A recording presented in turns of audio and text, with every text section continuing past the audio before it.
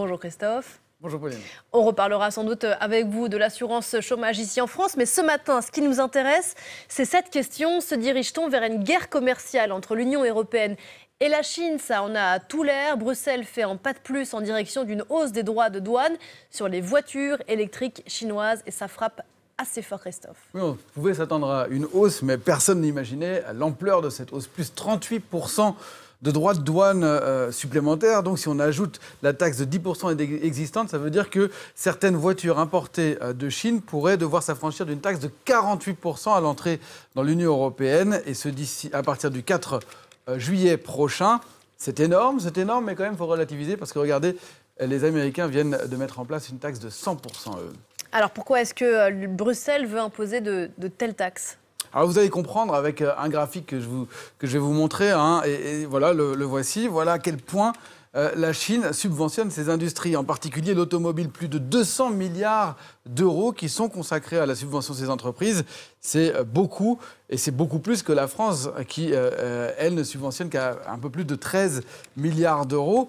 Vous comprenez donc pourquoi le gouvernement français fait pression sur la Commission européenne pour mettre en place ces taxes. Ces subventions faussent la concurrence, dit Paris. Elles permettent à la Chine de vendre des voitures électriques à prix cassé. Écoutez ce qu'en dit le vice-président de la Commission européenne en charge de ce dossier, justement. Cette chaîne de valeur en particulier bénéficie de subventions injustes, qui constituent une menace de préjudice économique pour les producteurs européens de véhicules électriques à batterie.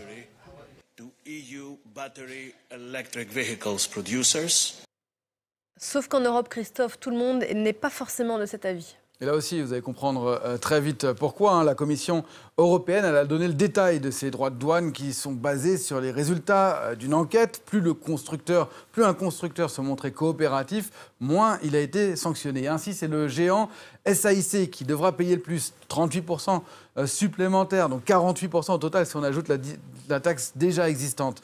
SAIC, c'est ce modèle qu'on voit ici à droite, LS6, que Pékin aimerait exporter bientôt en Europe. Ce sont aussi les voitures MG qui inondent déjà le marché européen. Mais l'autre géant chinois qu'on voit à gauche, la BYD avec sa voiture Dolphin, elle ne paierait que 17% de taxes supplémentaires. Et regardez, au milieu, on a BMW. BMW, c'est un fabricant, un constructeur allemand. Il fabrique, lui, son électrique i3 dans une usine à Shenyang, qui est au nord-est de Pékin. Et a priori, il devrait payer 21% supplémentaires, soit plus que le chinois BYD. Vous imaginez à quel point BMW est irrité, pour ne pas dire autre chose. Son patron parle d'ailleurs, vous le voyez, d'une erreur qui nuit aux industries européennes, aux intérêts européens. Et il n'est pas le seul, puisque Mercedes ou Volkswagen qui est associé à SAIC et qui paiera donc au prix fort aussi l'entrée sur le marché européen, sont également montrés au créneau ces dernières heures. Il faut dire qu'ils redoutent aussi les représailles de la Chine. Et ils seraient les premiers touchés, les constructeurs allemands, puisque ensemble ils réalisent 40% de leurs ventes en Chine. Et la France est moins touchée ? Pas tout à fait. Stellantis, par exemple, s'est associé au constructeur chinois Leapmotor et s'apprêtait à vendre 2 modèles fabriqués en Chine d'ici la rentrée prochaine. Le groupe pourrait revoir ses plans et devoir assembler ses voitures en Pologne avec des pièces détachées qui viendraient de l'Empire du Milieu. Donc, Stellantis ne fait pas forcément la fête pour le moment. Mais Renault apparaît de son côté comme le grand gagnant parce que les voitures à bas prix chinoises qui arrivent en masse sur le marché européen, elles pourraient représenter jusqu'un quart des ventes d'ici 3 ans. Eh bien, ces voitures, elles constituent une féroce concurrence pour la marque aux losanges. Mais la France, elle pourrait faire face aussi à une riposte chinoise visant d'autres industries. Par exemple, on voit ici en image Airbus qui pourrait être sanctionné, mais aussi des producteurs de cognac. Je vous propose de regarder les explications d'Olivier Fessol. Lors de sa visite d'État en France, Xi Jinping l'assurait, le cognac ne serait pas surtaxé dans son pays. Un mois plus tard, la Commission européenne a annoncé augmenter les droits de douane pour les véhicules électriques chinois. Les producteurs de ce spiritueux sont à nouveau inquiets. Nous prenons note de la décision européenne et réitérons une fois de plus nos plus vives inquiétudes quant aux conséquences de l'enquête anti-dumping lancée par la Chine sur les eaux-de-vie européennes. Car la Chine, deuxième marché pour cette eau-de-vie, représente un quart des exportations du secteur.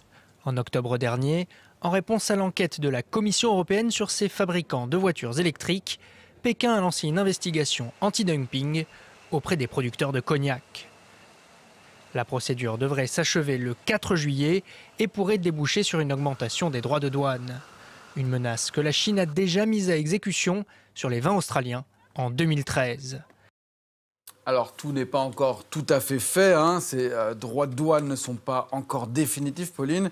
Ils pourraient entrer en vigueur le 4 juillet prochain pour quelques mois, dans un premier temps. Mais d'ici là, les négociations pour les éviter s'annoncent électriques. Pas mal. Merci beaucoup, Christophe. C'était l'Info Éco.